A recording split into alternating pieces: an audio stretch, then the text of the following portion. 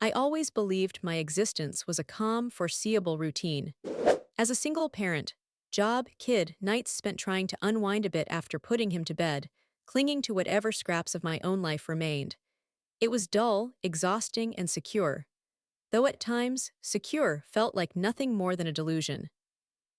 Everything kicked off on one of those typical mornings. I dashed into a cozy cafe around the block for a takeout latte before heading to the office. My boy was with his grandma, and I felt liberated. Liberated for at least 30 minutes. I was in line, scrolling through emails on my phone, when someone bumped my table. I glanced up and spotted him, a tall guy with dark brown hair, slightly messy, eyes that seemed to scrutinize me too intently. He appeared average, but there was something off in his stare. He accidentally knocked over my drink and immediately started apologizing. "Oh, sorry, I didn't mean to." His tone was gentle yet firm. "It's fine," I replied, forcing a smile. He grinned back, and it was a genuine grin, the kind that instantly builds trust. He handed me a napkin to clean up the spill. I felt a tug in my chest, an odd sensation I hadn't experienced in ages. "May I get you a replacement coffee?" he asked, almost shyly. I nodded, and we walked to the counter side by side. That's how our chat began. He introduced himself as Michael. We talked about brews, the weather, trivial stuff. But soon it shifted to the personal. He inquired about my child, my daily grind, how tough it can be going solo. I was surprised, but mustered the courage to share more. About my career, the struggles of managing alone, the fears and joys of parenthood. He listened, truly listened. No interruptions, no pretending interest, just pure attention. It's rare these days for folks to really hear you out. We swapped numbers, at first brief texts. "How's your day? Did the kids sleep okay?" But gradually, our exchanges grew longer, more intimate. He hung on every word of mine and I on his. A couple of weeks later, he invited me for a stroll in Central Park. I was wary at first. I hadn't trusted men since the divorce, especially after my ex vanished without a word. But something about Michael pushed me to take the chance. We wandered, holding hands, and I sensed a subtle tension. I couldn't pinpoint why, maybe just the unfamiliar closeness. We laughed, played with my boy, and for the first time in forever, I let myself just be content. Yet alongside that joy lurked a faint unease. Sometimes I'd notice cars creeping by us slowly, or strangers who seemed to watch. I chalked it up to paranoia until I spotted a man in a dark suit lingering too near the park, eyeing us. I was about to mention it to Michael, but he caught my glance right away. "Don't worry," he said, squeezing my hand. "Just savor the now." I wanted to believe him, and in that instant, I did. Too late did I realize trust can be perilous. A month into our relationship, Michael asked me out to dinner at an Italian bistro. He seemed grave, almost on edge, but I held back from probing. We sat at the table, and holding my hand, he said, "I have to tell you something." My heart skipped a beat. "My life isn't normal. My dad heads a crime syndicate. I'm his heir." I was speechless. My mind blanked, beside me my child, and I was with a man who just admitted ties to a hazardous realm, a realm with its own codes, a realm where lives held different worth. "I get that it's frightening," he went on, "but I've fallen for you. I never meant for danger to touch this, but it's woven into who I am." I stared at him, searching for words. I wanted to flee, to yell, to wrap myself in silence, but more than that, I wanted to stay. From then on, our days blended romance and dread. Every rendezvous, bliss and anxiety entwined. He'd bring tiny toys for the kid, read bedtime stories, proving that even in his risky world, tenderness and affection had space. But the dread never faded. Every call from an unknown caller, every shady figure nearby made my chest tighten. Each time I'd wonder, what if today ends our peace? Still, affection deepened. He revealed his gentle, nurturing side amid the perils surrounding him. He taught me to trust, to open up, to believe life could shift. We started concealing our meetups. He instructed me on vigilance, how to spot threats. But those instances only drew us nearer. When he gripped my hand, shielding from risks, I felt secure for the first time, not just bodily but soulfully. We spent evenings together, sometimes in quiet, gazing at city lights, sometimes he'd share tales from his youth about the challenges of being a mob boss's son while craving normalcy. He was multifaceted, and I fell for him, his power and fragility alike. I had no clue what lay ahead, no idea what perils his domain would unleash. But I knew one thing: I couldn't leave. I loved him, and oddly, I felt safest with him, even in a world brimming with hazards. After Michael confessed his true identity, I experienced a bizarre mix of terror and allure. The world that once seemed mundane now morphed into a sequence of unseen dangers and sudden passion. The morning after his revelation, sleep evaded me. I sat in the kitchen with a mug of tea, staring at the empty nursery, pondering, how did I end up in this? And can I pick love when it harbors so many risks? The kid scampered in with his stuffed bunny, and I smiled, masking the shake in my fingers. "Mom, you seem off today," he noted. I kissed his forehead and felt my heart clench in fear. I had to safeguard him, yet now his world tangled with a man dwelling in peril. That day, Michael arrived at our place, as always discreet and careful. He sensed my strain and sat close. "You're mulling over what I revealed," he said softly. "I'm scared, for me, for the boy," I exhaled. He clasped my hand and replied, "I know, but I'll let no one harm you too. I'll show you caution without losing life's joys." The initial weeks mixed everyday romance with veiled threats. We'd walk with the kid in the park, link arms, chuckle, but I'd catch glances that boded ill. Sometimes cars trailed us, folks stood too near. Michael always soothed, "Ignore it, I'll handle." But one day, things spiraled. We strolled an empty street post-dinner. Michael held my hand, the kid hopped ahead on the sidewalk. Suddenly, a black SUV emerged from shadows, halted at the intersection, and two masked men leaped out. My heart froze. "Run," Michael yelled, grabbing me and the boy. His eyes blazed with fear, yet resolve. We darted around the corner, Michael yanking us into a narrow alley. I heard shouts from the vehicle and pounding footsteps. My pulse thumped so loud, it echoed everywhere. He pulled me close, murmuring, "Don't fear, I'm here." In that instant, I realized I loved him not just for his kindness and care, but for the might with which he'd defend us. Post-incident, Michael laid out the full truth of his world. His father truly led the syndicate, but Michael aimed to stay distant. He sought ordinary living, but family foes wouldn't relent. Now, with me involved, peril extended to us. "You must grasp this," he whispered. "It's no game. Someone aims to hurt you because I picked you, because I fell in love." I listened, reflecting how my emotions toward him made me vulnerable and empowered at once. On one hand, terror for the boy and myself. On the other, I couldn't forsake what vitalized me. We teamed up to fortify our tiny bubble. Michael trained me in subtle tricks, spotting suspicious types, behaving inconspicuously, swiftly assessing scenarios. Daily, we evolved as a unit, and the more I learned of his existence, the fiercer my affection grew. Yet fresh dangers arose.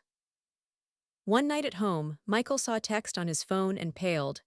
"It's the alert," he said, displaying the brief note. "We know your location." I felt my heart constrict. I thought we were concealed, protected, but truth differed. Michael whisked us to a secure spot, an aged rural cabin his dad used as a hideout. There, amid bare rooms and vintage furnishings, we spent the night. Michael cradled me and the boy, whispering encouragement, trying to ease me though tense himself. I saw his eyes, resilient but weary. They held conflict, love for me and the kid, and dread for our survival. Next morning, we plotted. Michael deemed the boy and I should distance from urban risks. We headed to a quaint town where no one recognized us. There, we forged a fresh start, evading those intent on harm. And yet, even in this haven, passion didn't wane. Michael devised ways to show concern. He'd cook breakfast, play with the boy, narrate tales. But I'd glimpse worry in his gaze. Every new text, every odd noise outside kept us alert. One evening on the porch, I queried him, "Aren't you afraid something will happen?" He gazed at me, smiled faintly sadly. "I am, but losing you and the boy scares me most. I'll never let that occur." Those words made me shiver. I embraced him, and we lingered as dusk fell. I knew we were at risk, but with him, I felt secure, emotionally, spiritually. I sensed I could rely on him more than myself. However, reality struck again a week later. Strangers arrived in town, watching from afar.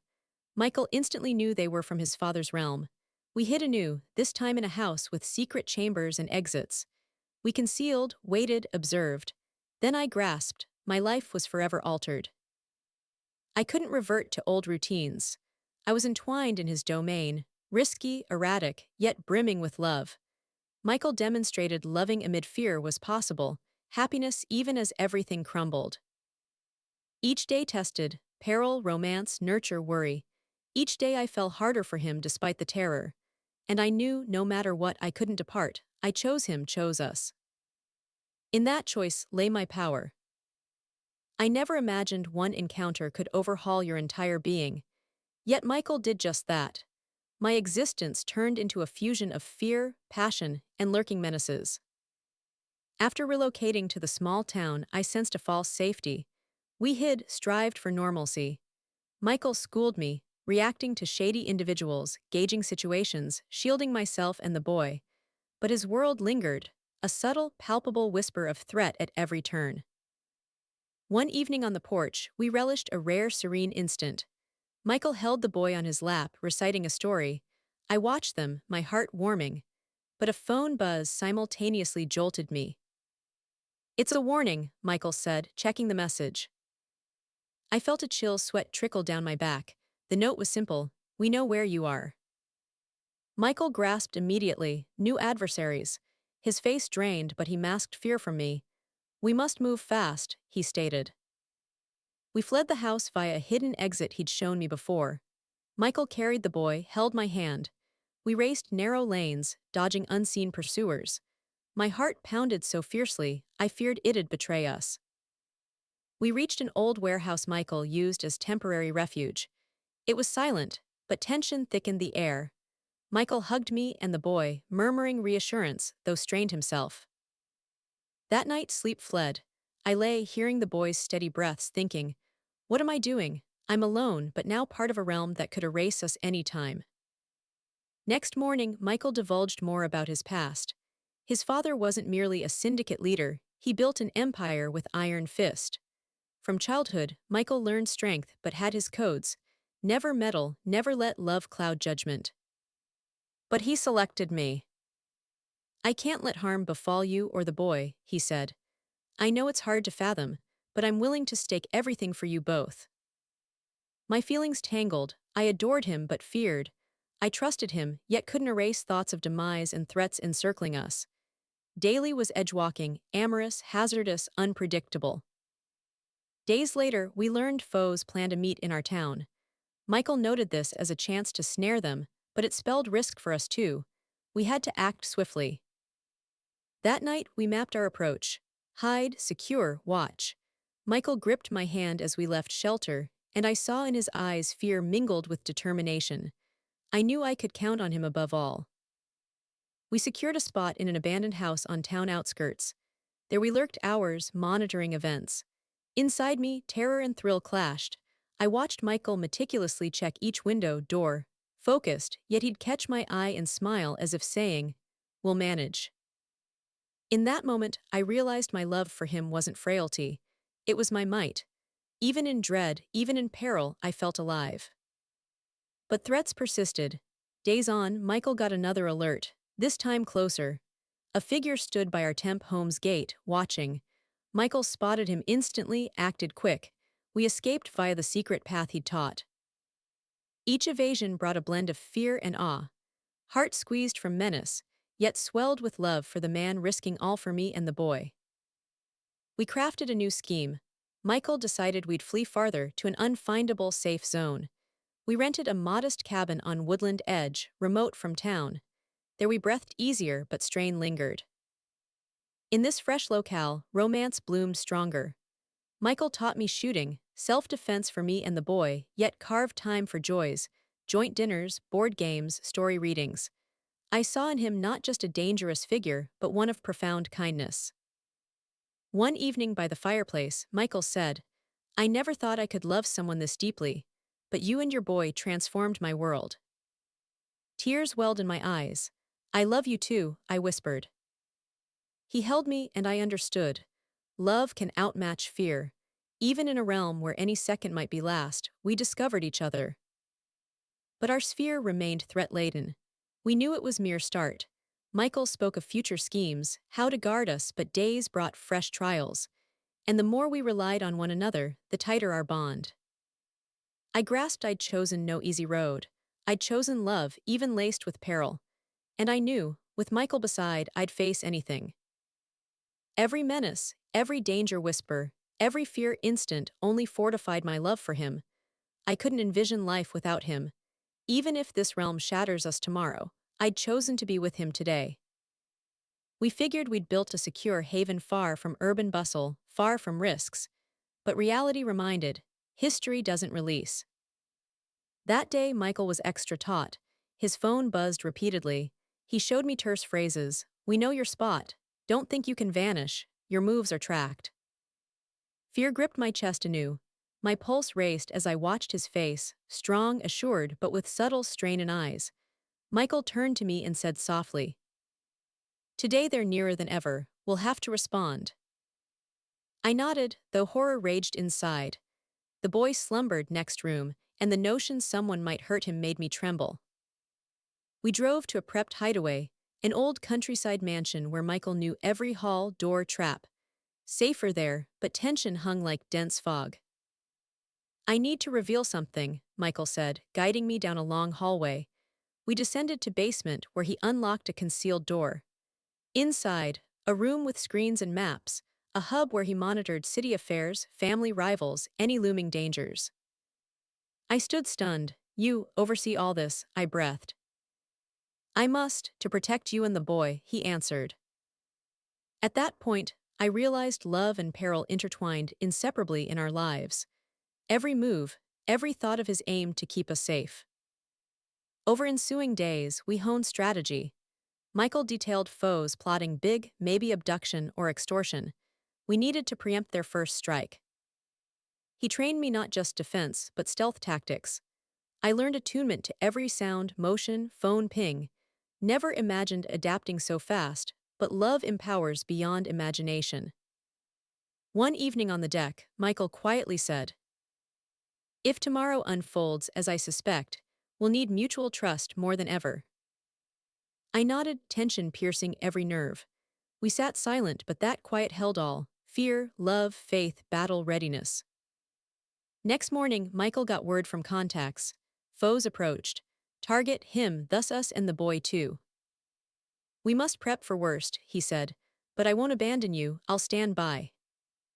I felt love for him surge each second, despite fear.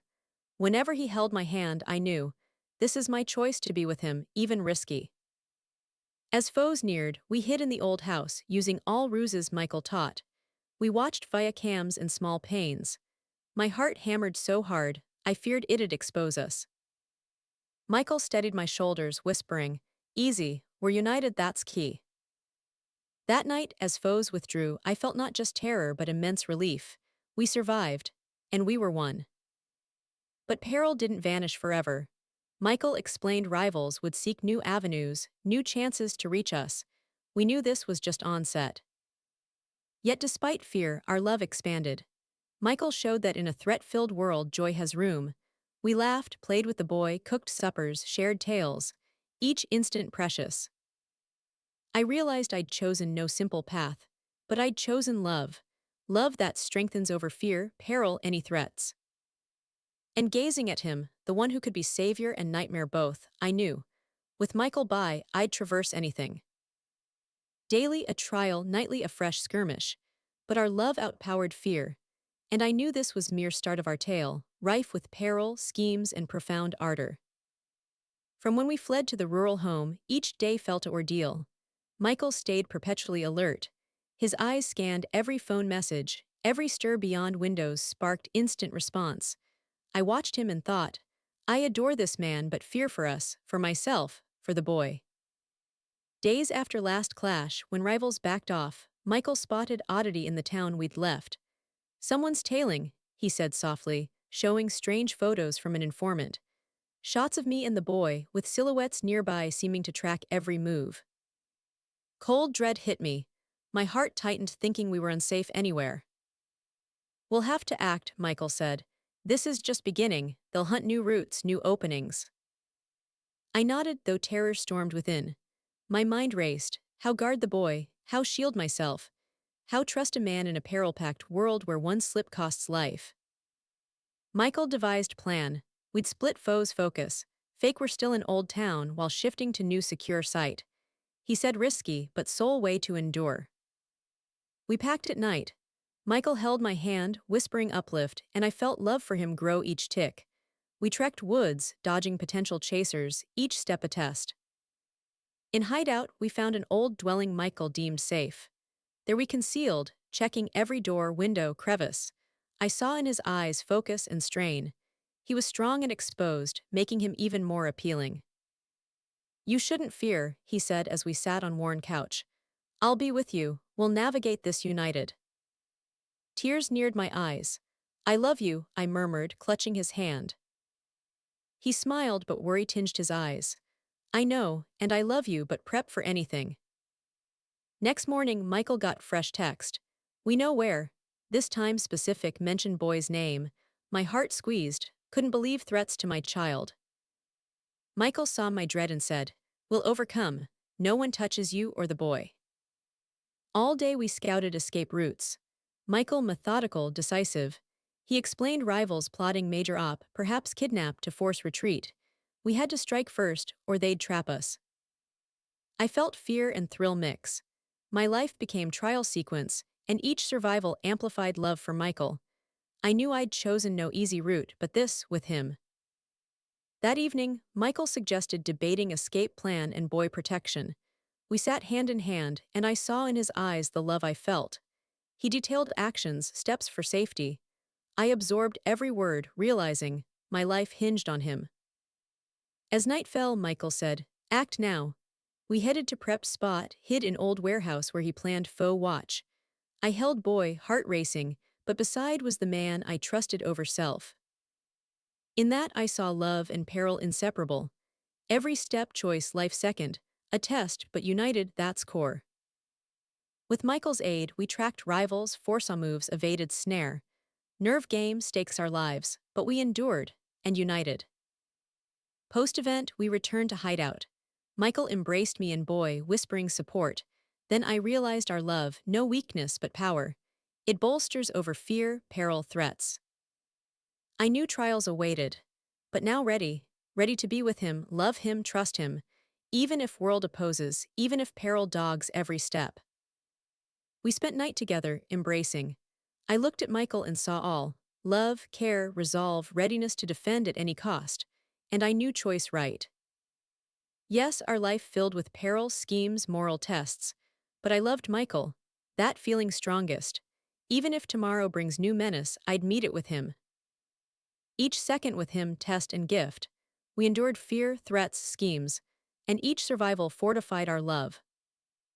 And I knew, with Michael by, I'd face all. Even if world seeks to part us, our love, our shield. After that, Michael shared he'd sever all ties to his family's risky past. He craved new life, our life, sans threats, schemes, fear. We built fresh reality, serene, secure, yet love-filled. Each day a boon. We strolled together, laughed, played with boy, crafted happiness rituals. I understood love born in chaos and peril now our might. Michael not just protector, but ally, one I trusted wholly. Weeks later, we moved to quiet suburban home. No more threats, no pursuers, no mob shadow, just us, our boy, and bond that survived all. One evening on veranda, watching sunset, Michael held my hand, boy played near. I gazed at them thinking, I traversed fear, menace, chaos, chose love, and it triumphed. He looked, smiled. You know, never thought simple happiness possible, but with you both, I see all is. I smiled, joy tears rising. Me too, I whispered. We lingered till dark, holding, feeling nothing could part us. Love from peril now our shield, power, reality. And I knew we traversed all. Survived, loved, trusted, now our life ours. Each menace scheme, fear now past echoes. We outlasted chaos, love won. With Michael beside, ready for whatever future brings. And therein my power,